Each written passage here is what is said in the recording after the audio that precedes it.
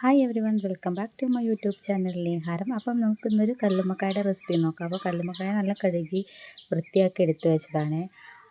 നമ്മൾ വേവിച്ചെടുത്തതായിട്ടോ കല്ലുമ്മക്കായ. എന്നിട്ട് അത് ക്ലീൻ ചെയ്തെടുത്ത അതിലേക്ക് നമ്മൾ മുളക് പൊടി, മഞ്ഞൾപ്പൊടി, പെരുംജീരകത്തിന് പൊടി ഉണ്ടെങ്കിൽ പൊടി യൂസ് ചെയ്തിട്ടുണ്ട്. പൊടി ഇല്ലാത്തതുകൊണ്ട് പെരുംജീരകം ഇടുന്നത്, കുരുമുളക് പൊടി, ഇഞ്ചിയും വെളുത്തുള്ളി പേസ്റ്റ്,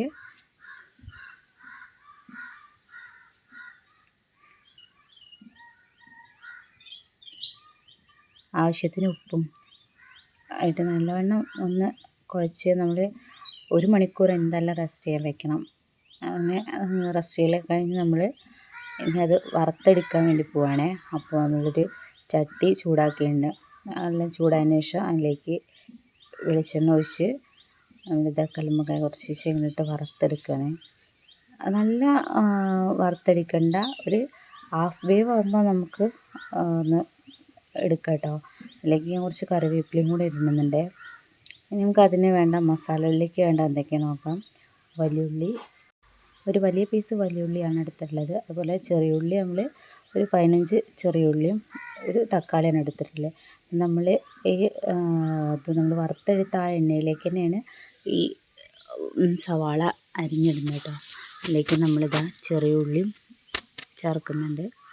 ഇനി നല്ല രീതിക്ക് ഇതൊന്ന് മിക്സ് ചെയ്ത് ഒന്ന് ചെറുതായിട്ടൊന്ന് വാടി വരുമ്പോൾ നമുക്കിനി അതിലേക്ക് ഒരു 2 പച്ചമുളക് കീറിയിട്ട് കൊടുക്കാം.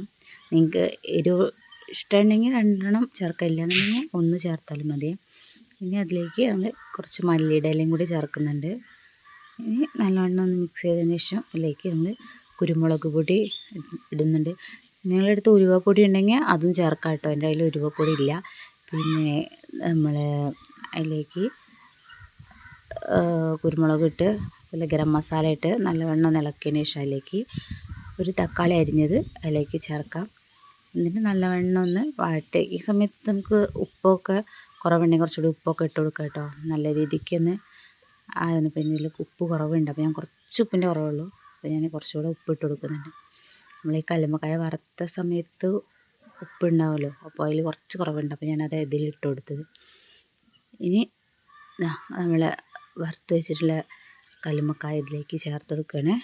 നല്ലവണ്ണം ഒന്ന് മിക്സ് ചെയ്ത് നല്ല രീതിക്ക് ഇത് മിക്സ് ചെയ്ത് ഇതിലേക്ക് ആ കല്ലുമ്മക്കായയിലേക്ക് മസാല പിടിക്കണം. അപ്പോൾ നല്ല രീതിക്ക് ഒന്ന് ഇളക്കണം.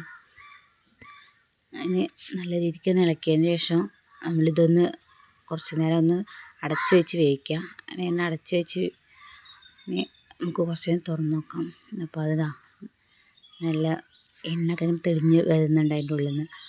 നമ്മൾ നല്ല രീതിക്ക് വീണ്ടും മിക്സ് ചെയ്ത്, അപ്പോൾ നമ്മളെ കല്ലുമ്മക്കായ റെഡി ആയിട്ടുണ്ട്. അപ്പോൾ എല്ലാവരും ചാനൽ ഒന്ന് സബ്സ്ക്രൈബ് ചെയ്യണം, ലൈക്ക് ചെയ്യണം, ഷെയർ ചെയ്യണം. അപ്പോൾ ബൈ.